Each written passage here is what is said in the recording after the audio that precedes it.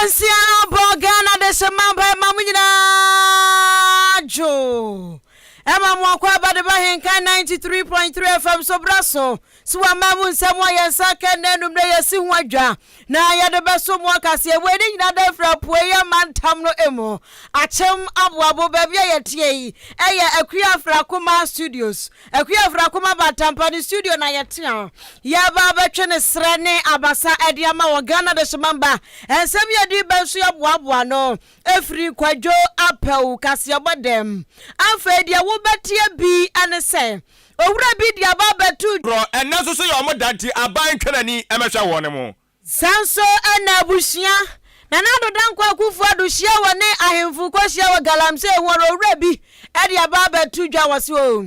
twa fechu nyansa bia mantamu ene ka puni mantamu po mantam kwa dia kakrawa yesenka ne na ne tono enwa ye de papa pa onya bi nto na asoye bi o mo so hwe ayo musika asam to ya esuo no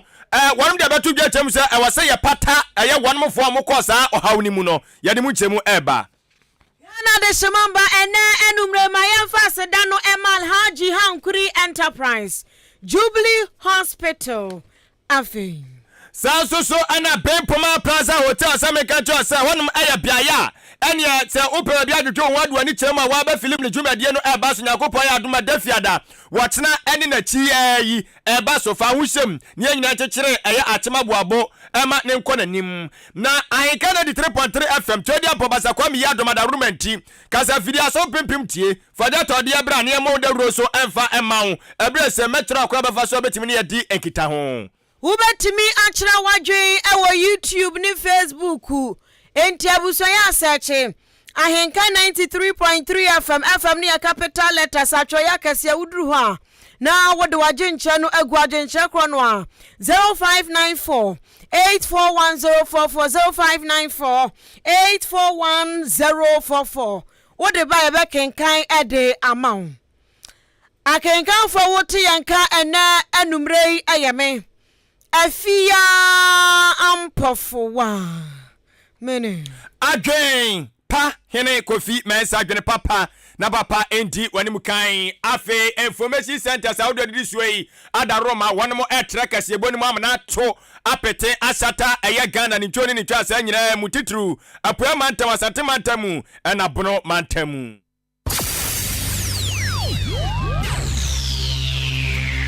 Ahenkan 93.3 FM Ahenkan Kasiebo yo bomua ya jibebia anuti Kasiebo mubati anka ewo End Time Information Center Achim Asanteman Kwasiapia Online Radio Achim Achikrum Cooperative Information Center ewo Achekrum Dia yesu tumi ye Information Center ewo Achim Dwaha Awurade na ye Information Center Achim Apreku Gode waye boafu Kojo Kumi eye David Ba Information Center Dimpa Information Center Achim Asane Kosiewa ewa Kosiewa krom Osono Information Center ewo Achim Esam Abnasemai Information Center wachim Abnase Nyame ne hene Information Center wachim Ofosu krom Ena nyame Achim Kroba se eye nida so ne Awurade Prince of Peace ewo Strase Somwa Heba Information Center so asom se twitwe ewo Achim Dan Intiamwa Junction Peace Information Center Wokokobe Eno sewa Information Center ewo Achim anyina se Ko Sam Information Center wachim Achiase Keka no krobo eye Adom Information Center Peace Infobiz Watakrasi Tokuya Ebutu Achim Odumase Adwempa Information Center Ojinanko Jama North Chidom Information Center ewo Achim Adubiase Bono Mantemu Abapa Information Center Goka Sumnyame Information Center eye Chirimenken Nyankuma ase eye Nanapia Information Center Da Kingdom Come a Police Zevo Asioko Jama no Bono Mantemu eye Tuapa Information Center Yada wanemu nyina ase wanemu so mabia mu ewo wanemu eba ahodo ene sport ahodo ene information center sa ahodo atimo bodi nyina so yada mase ka mu nyina mu enjoy ya mamomo apiafo afe yiwasum ensam no emu nkyeremu ena busuafo edidi suei kana tu ya ne ekro no na yesensam no ase ane yekọ Ghana mampanyini His Excellency Nana Adodankwa Ekufu Ado Akra na no nano ane asante mantamu manhia ahemfie ene opanyini kopie okoye a wone eya ahemfo atoto ruani ntina kukudamfo amu amakoko Ghana mu ya nomo aban krache ne aban awura nomo wono nyina akodi ahyiamu ane omuko ekotoato adwene na saa no toato nyina no efa enei Ghana makasi yatamfo kase pa aya galamse esanse obi ehunu se edi ewu edi enya esensase esai eye nsu awodo achese nam so kra ana Ghana man panyine yeseselese na nada kwa kufado edi tudwa ekyeremu se no kwasam de ba ko pe galamse die ewose keneke ekwa biara Ghana wose yafaso ne yetimi disunkunim bia no ewose yafaso esanse eyade a wanhwe yadache yebeto ayehwe amanchirima eba ba yedi galamse sunkunim no wo ye afedi aka no eye wonmo no matwa ahia mekyera aban krache aban awura no mo ayemfo no mo atoto awurani ntinim timamufo ewose obia soso de na adwene ninim die ne nyansa na hoden eso de tanachi se de be ye nyina betimi adisu enkunim wose ye disu nkunim anumom betimi aboam ye jai eye dimpa ade ato ade ama nchirima no mo soso bo mo so atimi atoa ne mepa aban no guso anase wo man ayeye eso de to ade ma wonem no enu nti wose wo srapa se we na aba no maye nya no amanyosem party A party B na yeye ena party A na ekofa ba ye ena party B ba no ye so betu ase no watimi antu ase wose dabi kasa tenti wo wempanfo so aka to ase entoponko de hia ne se severe sanctions. Those Ghanaians and foreigners convicted of illegal mining, still, we have not won the fight. It is obvious that if we are to win the fight, you and I have to take the lead to collaborate closely to do so. That is why I'm here today. But one of the most significant, which I have to state now, is to seek your assistance to take partisan political interests out of the fight against Galamsey. It can only succeed if it is a truly national battle, which no one seeks to exploit for political gain, as we saw in the last election. The progress of our country depends on all of us, all citizens of Ghana, all fellow Ghanaians, pulling together to defeat this existential threat to our future. Ghana adisimama wey aye Ghana man panyini His Excellency Nana Adodankwa Akufo-Addo ana wotene kan eneda ya ana ode nsem wanyina to dwa wabra wone National House of Chiefs wone mu hia ya totoro ne ntini eye aban krache ne abawura mu nyina ka ho bi esi konya galamse ko no ano baba ye ko so no de wetu dwa na sa ano baba ye ko so ewo asante mantem wo ya adwen kan sese na Nana Adodankwa Akufo-Addo ya tene kan sese ya wo kyerɛkyerɛ mu yi enam so emasi aboa wo kyerɛkyerɛ no say His Excellency Nana Adodankwa Akufo-Addo se wone eye National House of Chiefs ene aban krache mpanifo kwa kwahia na wo mato ato adwene afagami aye bibia enye hute eye kasa hu akeke en wo mo kwa kasa aye wo mo bre keke bi en wo mo kwasa no na owura Kofi Benton samo waka nyina kyerɛkyerɛm se adea no tumi no ankasa no ekura nkofo bi enti amanyofo no na tumi ni kura wo mo se aye ohe se aye MC ra na se amanyofo no ene MCs for me the same thing amanyofo ni DCs the same document na sene ya ma de na ya se ahemfo wa Ghana ha so kura ka ho bi ena galamse no edu pata ekwo nanim tu bata ekwo nanim tu bata ekwo nanim no wose ende anya no kura nyano kura baako say esense 2 minute kura amanyofo no enti amanyofo no mom enhwe se enioma hodbra ya wo hye obia se obia ntravie no lockdown partial lockdown ba enyamra ai enti Nana Adodankwa Akufo-Addo ene wotumi enti se galamse ekwaso a Nana Adodankwa Akufo-Addo ewotumi se woka se galamse no enjai ene ebejai na ade na kwa se afiafia wo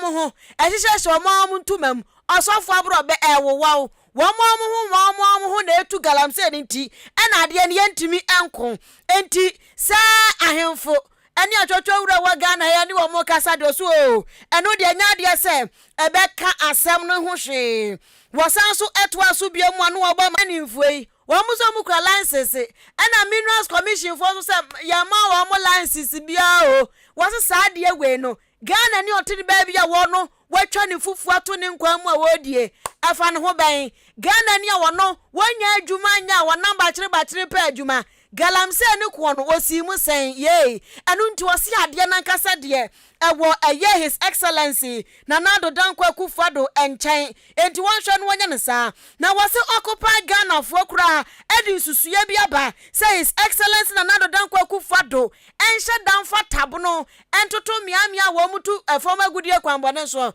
enti wose wono de wono Kofi Bentil de wone occupy Ghana fo ya adwen people say aye ebraso say edi enioma mu odengu say nipa say mamu nkobo enhia ha nipa say nware enipa say nya yie eno de omo ho ha control wo mo bai ba hyehyam na tin tactical rules anu om de ma ye enti galamse na ese yensuo ese yensa ase kwa bretuo ne de eno de oma kom nan abo ho ye de yensa hyehye damri fam ene ye de sobo no ebobo ahemfo se ahemfo de om nya hwio enti occupy Ghana fo adwen no om de aba no eya adwen ya fa edebo ye bra oman no ebebu ama yakwa nim ti ono de ankono kwa de a enke for occupy Ghana fo adwen no na mom Nana-Addo Dankwa Akufo-Addo tumi a mamra ne de ama no wonfanya adwuma no wonsho bibi. It won't make any difference. The National House of Chiefs does not have any real power to deal with this. It is the president that has all the power. So when you have all the power to do what you need to do, and you go around suggesting that you're either seeking assistance of other people who don't have any power or don't have any real power to deal with the matters, it's just really window dressing. I don't think it's going to yield anything. What if the people who we expect, as in government and people close to government and chiefs and people who are opinion leaders and wield power in the community, what if they, who we are expecting to use the laws available to them to solve this problem, are the people involved in this menace? Recently, a chief was arrested when videos came out, and I posted that video, that he was digging under people's houses within his village. Okay, so we need to contend with the fact that maybe the people who wield the power with which they can actually solve this problem are actually part of the problem, and there are situations where these things happen. That is why, again, I go to the call by Occupy Ghana to impose the state of emergency, because not doing so when you can do so, and by the way, it is not that difficult to do. Occupy government does not have to do any other thing except make this call and for the rest of us to support it. The president can actually impose it and go to parliament even after the fact, or can go to parliament and request that it be imposed. Now, if he doesn't do it, then he doesn't want to do it.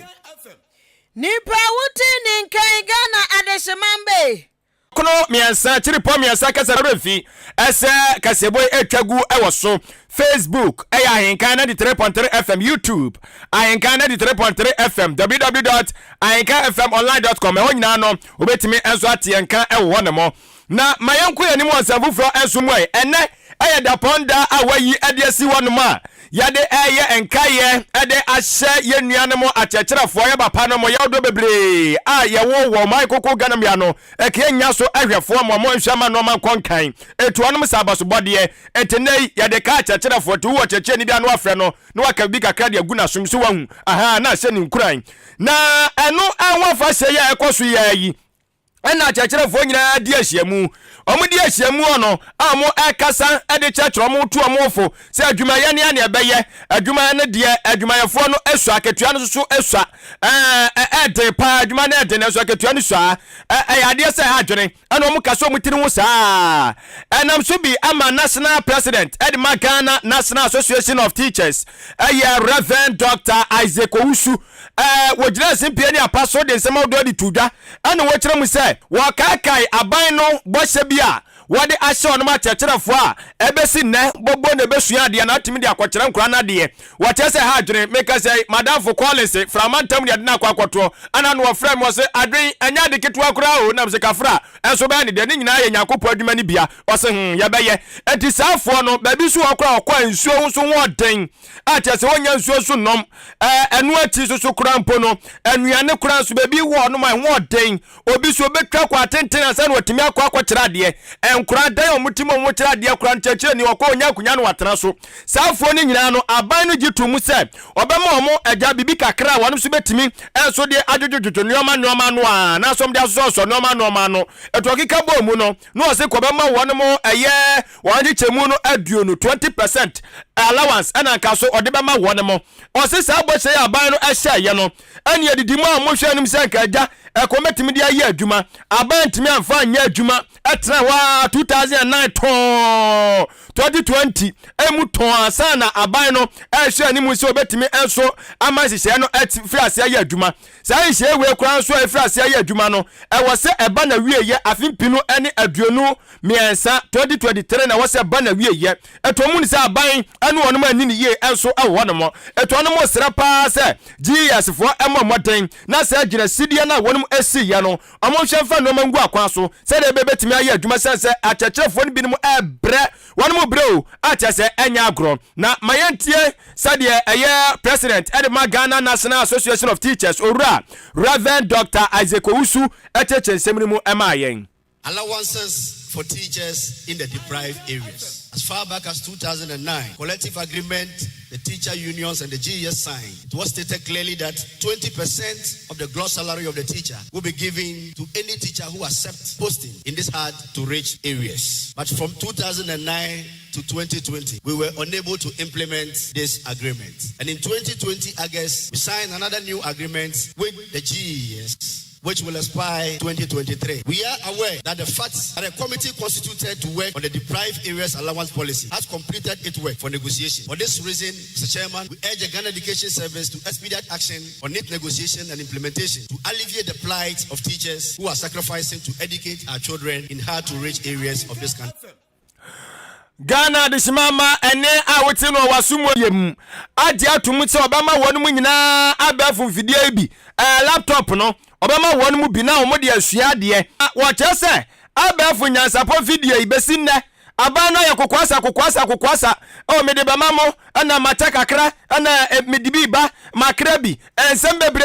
ana abani di yi ne ho ano on pese sa abafu nyansapo video yi wode bama wonu mo na wo chese afimu ani ana no so mo ne aban free sakitawudie no anasa dwumadie no ase omo sere asoam na hwenwuma asua asoya no so o Michael Ganam ya wedie pemu na nkasa Ministry of Education opanyina achachefo kabom kwa wodo wa Michael Ganam ya ani achachefo no so mu twomada pani anai mo se baba ya laptop ani ensanka ye mo kwa na makwatrato na mo kwa sere mo ne aban sere sa omo kire se omo sere sa aban hwe na sa dwumadie no oma no enkoso wano delay in the distribution of almighty one teacher, one laptop. Honorable Minister Chair, in fact, this laudable initiative has given all union leaders a headache. In fact, our members do not trust us when it comes to the laptop issue. We don't know what to tell them again. Now, the teachers that are working under the primary and KG, who are implementing the new policy, the new curriculum, who needed the laptop most, are yet to receive their laptop. So, Mr. Minister, we are pleading with you. We know you can do it. If for nothing at all, next month will be exactly 1 year that the teachers' money was deducted for the laptop. So we are pleading with Mr. Minister to make sure that the teachers get their laptop in due time. Ghana de simama wey national president Edema Ghana National Association of Teachers na opanyin no kasa no ne kura mu a wo wie no anu ase we dia opanyin na mu wansoma obi amena mejana na mu Ghana ma panyin na nado dan kwa akufado wo chese opanyin so ahyebo kasie bi achesebo enya bo seketwa wose na wonhwe no ni wudwuma omse ebia na aban no na adwen be ne se bia omurafi omse da lalai ensem biara bohye biara aban ahye wonem no omatintim de gunka ta so enya de so muru befiti aban ne hwe no oni ni nyina so na entimi enso emmoa na enanhye mudie no omo aduoma ni kiremu ewo eye atifido mantamu northern region tamale ewonom kodi ahyemu a where teachers day no omo ne kwa ahye so a ensem wo nyina ekoso accommodation challenge for teachers. Teachers face in this country, especially teachers who work in the rural communities. The promise on this issue given by His Excellency, the President of the Republic of Ghana, at January 2022 at the National Delegate Conference of NAT held in Kumasi. Kumasi KNUST, was warmly welcomed by all teacher unions. His Excellency promised teachers that he was going to build 10,000 houses for teachers across the country in the next 2 years. He said the facility will be given out for mortgages and rent, which will ease the accommodation challenges teachers face in this country. But till now, the unions in education are yet to see action on that. Honorable Chair, Honorable Minister, the National Teaching Council continuous professional development point building. Ghana Adishimama ene awuti ye wano eyo panyina no ana etua tiacherefo nkabom kwa watu dinse Ghana National Association of Teachers Reverend Dr. Isaac Owusu. Jenkwa yanim ewo enumre no nsia Ahenkan Kasiebo no emu. Ghana ha se asamba ko enfe ba ko